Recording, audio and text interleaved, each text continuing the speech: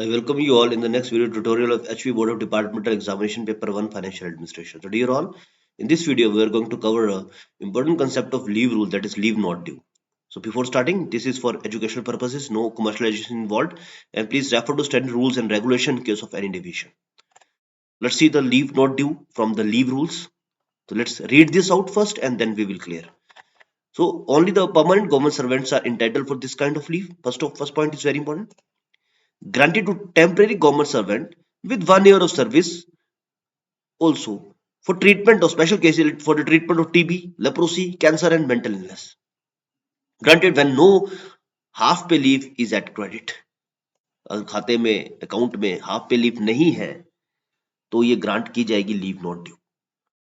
Maximum amount of leave is admissible is 360 days during the entire service, with further restriction that it should not exceed the amount of half pay leave to be earned by the government servant in the future service.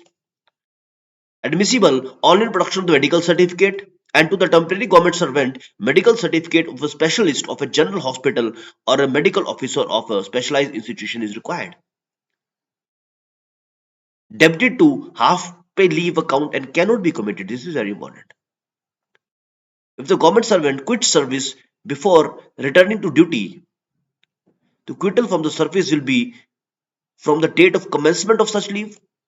And if one quits service before earning the equal amount of the half pay leave salary paid for the amount of the leave remaining unearned will be recovered.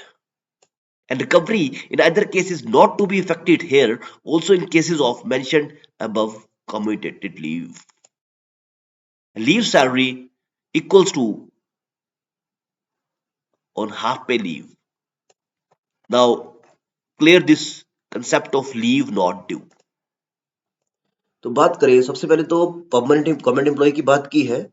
Only the permanent government employee को ही सिर्फ ये leave note due दी जाएगा, लेकिन आगे closes बताया गया कि अगर कोई टेम्परेरी गवर्नमेंट सर्वेंट भी है और वो किसी इलनेस से पीड़ित है, इसमें मेंशन किया गया है टीबी, लेप्रोसी, कैंसर और मेंटल इलनेस, तो उस केस में भी लीव नोट ड्यू दिया जाएगा.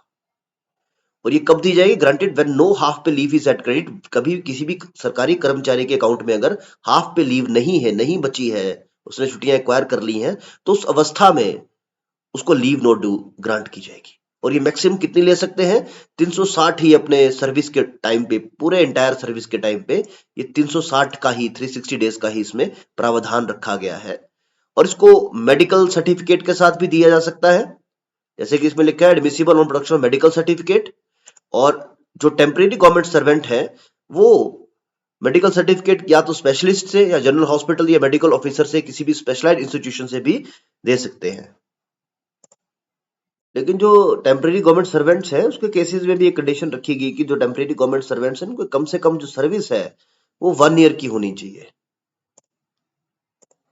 I think this is clear. And next point की अगर बात करें, इसमें बात की गई कि अगर कोई भी सरकारी कर्मचारी सर्विस क्विट कर देता है, वो लीव पे है और उसने सर्विस क्विट कर दी, तो उस केस में रिकवरी का प्रावधान भी इसमें डाला गया है. इसको पढ़ते हैं एक बार. तो government servant quit service before returning to the duty, then the quittal from the service will be from the date of the commencement of such leave. उस डेट की कमेंसमेंट से लिया जाएगा कि तब से छुट्टी अप्लाई की है, तब से उसकी सर्विस को क्विट माना जाएगा.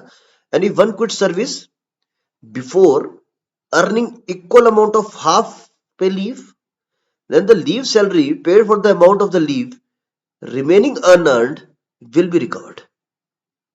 तो इस केस में रिकवरी का प्रावधान भी रखा गया है लीव नोट ड्यू के केस में, क्योंकि उसके पास ऑलरेडी लीव नहीं है.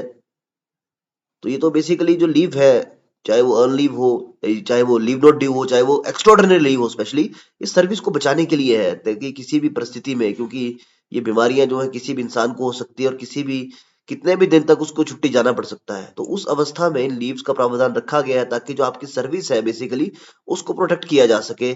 आपको किसी न किसी तरीके से, बेशक आपको सैलरी कम दी जाएगी या नहीं दी जाएगी ईएल के केस में, लेकिन कम से कम हमारी सर्विस जो है उसको प्रोटेक्ट करने का प्रावधान इन लीव्स रूल में अच्छे से वर्णित किया गया है. सो आई होप थोड़ा बहुत आइडिया आपको लगा होगा लीव नोट ड्यू के बारे में. इसमें और भी प्रावधान है, आप इन रूल्स को अच्छे से पढ़ेंगे तो आपको समझ आ जाएगा. Thank you all for available time.